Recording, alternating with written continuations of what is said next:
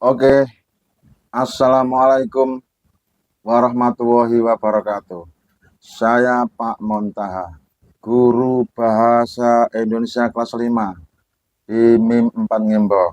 Kali ini saya akan tampil lagi kreatif membuat produksi video pembelajaran yang kami peruntukkan untuk anak-anak kami kelas 5. Karena tanpa video kami buat, saya kira anak-anak akan kesulitan untuk mengerjakan soal-soal bahasa Indonesia. Maka dengan dibuatnya video ini, tujuannya adalah untuk membantu siswa agar tidak mengalami kesulitan. Oke, pada halaman 23, pada buku modul ajar, mata pelajaran bahasa Indonesia, pada halaman 23 di sana ada bacaan, ada cerita yang harus dibaca oleh anak. Kenapa? Karena membaca cerita ini adalah merupakan prasyarat agar nanti soal bisa dijawab. Karena menjawab soal, syarat utamanya adalah harus membaca cerita ini dulu. Oke, sekarang ceritanya akan saya baca. Judul ceritanya adalah Sesama Saudara Harus Berbagi. Suatu pagi indah dengan matahari yang cerah, Pak Tua Rusa mengunjungi kediaman keluarga Pip Situpai di sebuah desa. Pagi, Ibu Tupai, salam Pak Tua Rusa kepada Ibu Pip. Kemarin keponakanku mengunjungiku. Dia membawakan oleh-oleh yang cukup banyak. Aku ingin membaginya untuk para sahabatku. Ini kacang kenari spesial untuk keluargamu. Terima kasih Pak Tua Rusa, ucap Ibu Pip. Sepertinggal Pak Tua Rusa, Ibu Pip masuk ke dalam rumah dan memanggil anak-anaknya. Anak-anak, lihat, kita punya apa? Kalian harus membaginya sama rata ya. Asik, girang Pip dan adik-adiknya. Ibu taruh sini ya. Setelah itu, Ibu Tupai mengurus rumah kediamannya. Sementara itu, adik-adik Pip ingin mencicipi kacang itu. Ini aku bagi, kata Pip. Dari 10 butir kacang, dia memberi adiknya masing-masing 2 butir. Ini sisanya untukku, aku kan paling besar. Tapi, ibu kan pesan untuk membagi rata, kata Titu, salah satu adik kembar Pip. Diiringi tangisan Putih, kembar satunya. Mendengar tangisan Putih, Ibu Pip keluar dan bertanya sambil terisak. Putih menceritakan keserakahan kakaknya. Tak boleh begitu Pip, ibu tadi sudah bilang apa? Tegur Pip. Oke, kita lanjut. Kamu tidak boleh serakah. Tapi Bu, aku kan lebih besar. Perutku juga lebih besar, sanggah Pip. Ibu Pip berpikir sejenak. Baiklah Pip, kamu memang lebih besar. Kebutuhan makanmu juga lebih banyak. Tapi kalau cuma menurutkan keinginan dan perut, kita akan selalu merasa tidak cukup. Kalau begitu, ibu saja yang membagi ya. Memang tidak akan memuaskan semuanya. Ini ibu beri 4 untukmu, Pip. Karena kau lebih besar dan si kembar kalian masing-masing mendapat 3.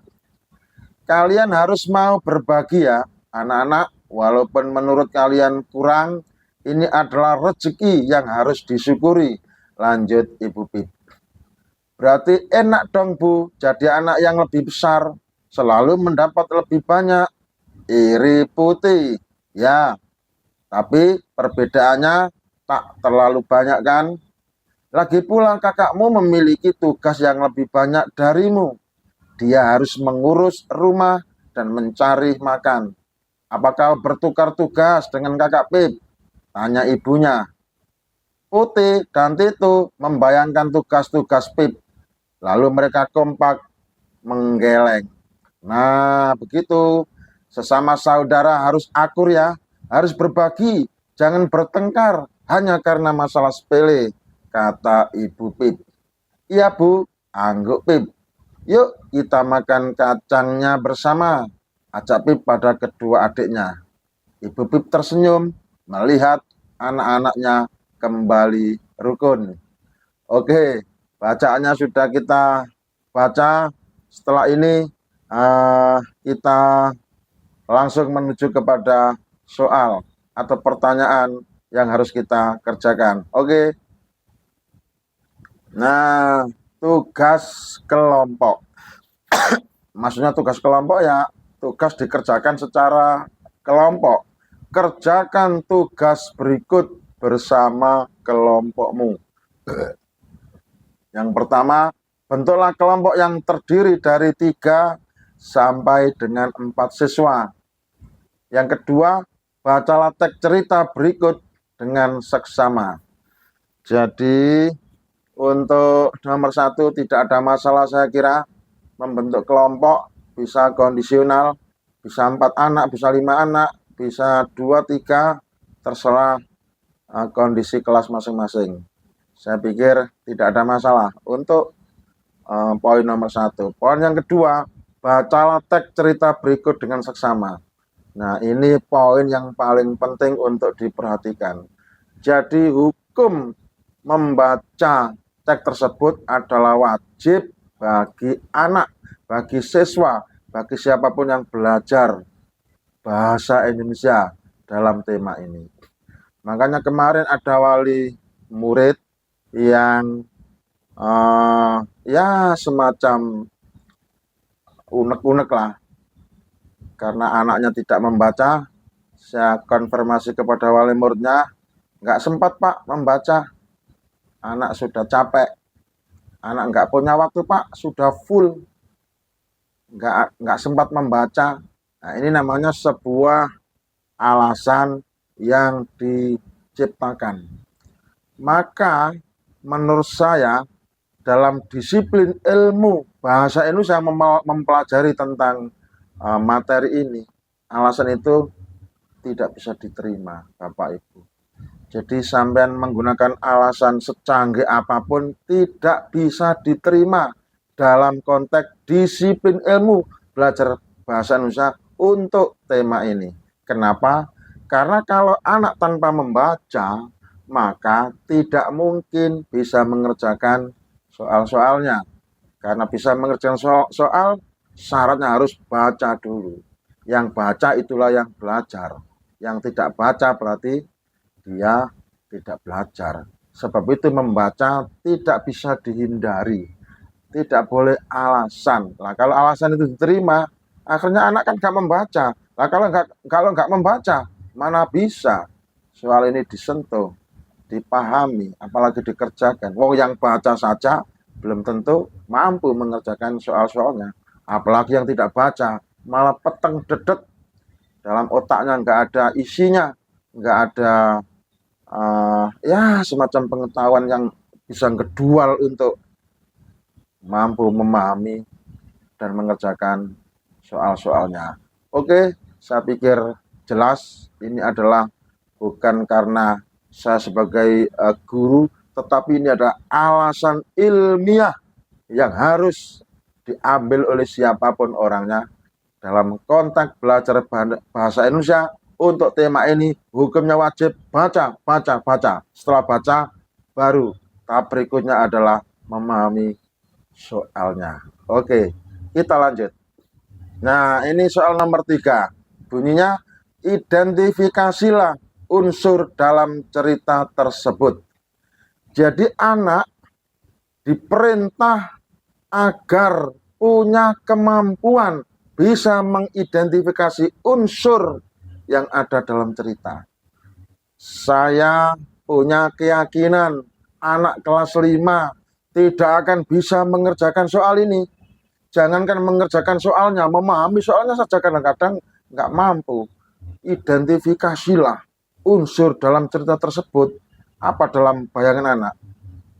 Soal atau pertanyaan seperti ini, kira-kira seperti apa yang jawabnya ya? Kalau dicari di dalam teks, ya teksnya kan global umum seperti itu. Nah ini butuh dibantu. Saya sebagai guru harus bisa membantu anak agar anak kesulitannya terbantu oleh gurunya. Maka dari gurunya bisa menjawab pertanyaan ini. Identifikasilah unsur dalam cerita tersebut. Maka unsur yang bisa saya temukan dalam cerita tersebut, yang pertama adalah tema. Di dalam cerita itu unsur yang pertama adalah tema. Temanya pentingnya berbagi dan hidup rukun antar saudara. Nah ini adalah tema yang ada dalam bacaan tersebut, pentingnya berbagi dan hidup rukun antar saudara. Kemudian unsur yang kedua adalah tokoh, bahwa di dalam cerita tersebut ada beberapa tokoh. Ternyata ada 4 tokoh. Tokoh pertama adalah Pip. Siapa itu Pip? Anak sulung dalam keluarga tupai yang awalnya tidak mau berbagi secara adil. Tokoh yang kedua adalah Ibu Pip atau Ibu Tupai, ibu yang bijaksana dan mengajarkan anak-anaknya untuk berbagi dan hidup rukun. Tokoh ketiga adalah Putih dan Titu. Siapa mereka? Adik-adik kembar Pip yang merasa tidak diperlakukan adil oleh Pip. Dan tokoh yang keempat adalah Pak Tua Rusa, teman keluarga yang memberi hadiah kacang untuk keluarga tupai. Nah, itulah tokoh. Tokoh itu ya orang yang menjadi bahan cerita atau yang diomongkan, yang diceritakan dalam sebuah cerita, itulah tokoh. Jadi tokoh itu tidak harus orang, binatang juga bisa menjadi tokoh. Berikutnya, unsur dalam cerita tersebut yang bisa kami temukan adalah latar tempat. Di mana latar tempatnya?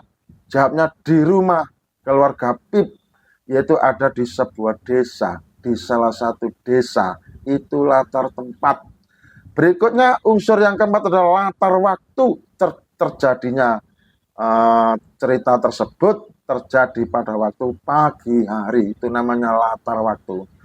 Dan unsur yang kelima adalah alur, yaitu alur maju dimulai dari kunjungan Pak Tua Rusa hingga menyelesaikan konflik di antara Pip dan adik-adiknya. Dan kemudian unsur yang keenam adalah amanat. Kita harus berbagi dengan adil kepada sesama, terutama kepada saudara, dan harus bersyukur apa yang kita miliki. Inilah identifikasi yang bisa saya temukan, yaitu unsur yang ada dalam cerita tersebut sebanyak 6, tema, tokoh, kemudian latar waktu, latar tempat, kemudian alur, dan selanjutnya adalah amanat. Ada 6 unsur. Nah, kalau anak terus menjawab seperti gurunya seperti ini, saya kira nggak bisa, nggak mampu anak. Cakrawala berpikirnya nggak sampai di sana. Nah, sebab itu belajar butuh guru. Ya, seperti ini. Butuhnya guru bisa menjembatani siswanya. Nah, ini pun nggak semua guru. Kadang-kadang guru kalau nggak profesional, kalau ada soal sulit, dilewati gitu saja. Tapi saya enggak, saya kan guru profesional. Soal sesulit apapun bisa saya atasi. Kenapa? Ya karena saya profesional. Gitu bedanya ya. Oke, soal nomor 3 sudah terjawab. Kita lanjut pada soal nomor 4. Nah, ini soal nomor 4. Tuliskan kalimat langsung dalam kalimat tidak langsung dalam cerita tersebut. Memahami soalnya saja anak kelas 5 gak bakal mudeng, jelas budek dalam pikirannya. Bahasa kok bulut ngene sih Pak, disuruh menulis kalimat langsung, dalam kalimat tidak langsung, dalam cerita tersebut. Memahami kalimat langsung saja belum paham, kok malah disuruh menulis kalimat langsung, di dalam kalimat tidak langsung, pisan. Nah, sadar anak-anak, memang ilmu itu perlu diperjuangkan, ya. Walaupun sulit, pasti ada solusinya.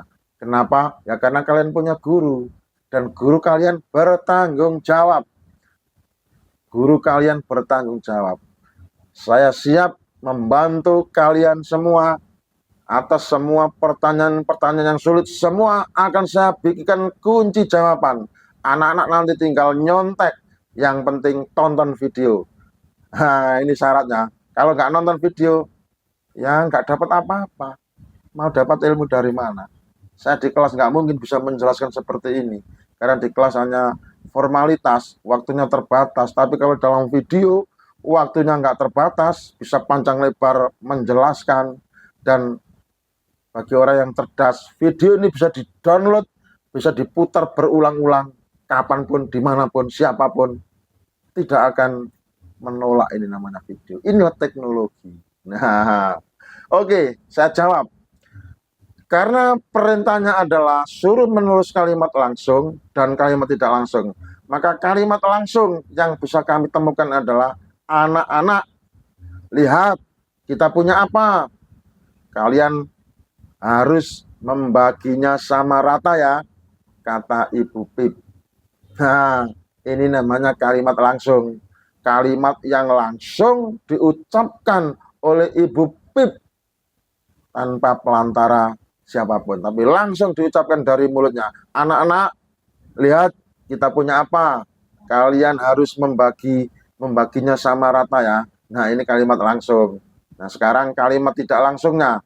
Ibu Pip menyuruh anak-anaknya untuk membagi kacang tersebut secara adil. Ibu Pip menyuruh anak-anaknya untuk membagi kacang tersebut secara adil. Ini kalimat yang tidak langsung. Oke, itulah jawaban Pak Guru untuk pertanyaan nomor 4. Anak-anak tinggal nyontek atau menyalin atau menyontoh dari jawaban ini. Silakan dicatat di dalam buku belajar kalian. Besok di kelas kita tinggal presentasi. Oke, kita lanjut pada soal berikutnya. Nah, ini soal kelima. Soal yang terakhir. Oke, kita bacakan bunyi soalnya ya. Tuliskan majas yang terkandung dalam cerita tersebut. Nah, apa Kak? Budek anak disuruh menulis majas. Kok menggo anak itu ditakoni, "Le, majas itu apa sih, Nak? Menurut sampean kok apa sih majas itu?" Gak bakal bisa menjawab anak. Wis, aku wani totoan pokoknya. Kenapa? Ya karena anak kurang baca, belajarnya kurang. Jadi durasi waktu yang dibuat belajar itu hanya untuk satu titik. Apa ya? Yang paling banyak yang waktu digunakan adalah ngaji. Tapi faktanya gak tahu juara ngaji, gak tahu pinter ngaji. Yang harus dibagi waktunya itu, ya ngaji ya perlu, belajar bahasanya perlu, sehingga merata. Enggak waktu entek digawe ngaji tok, tetap yang lain diremeno, diabaikan, dianggap gak penting. Ya, saya pikir keliru itu. Nah, sebab itu harus sadar bahasa Indonesia adalah perlu dibaca tek-teknya biar punya pengetahuan. Apa itu majas? Silakan nanti dicari di kamus bahasa Indonesia atau cari di buku bacaan. Ya minimal sampean ada tantangan. Apa ya majas itu ya? Nah seperti itu kan. Ya majas itu bukan bahasa yang sebenarnya. Jadi antara yang diucapkan dengan kenyataan tidak sama. Hanya sebuah penggambaran. Majas itu tidak pada kenyataan. Hanya satu gambaran. Menggambarkan. Nah, sebab itu dalam bacaan tersebut saya temukan dua majas. Yang pertama adalah majas personifikasi.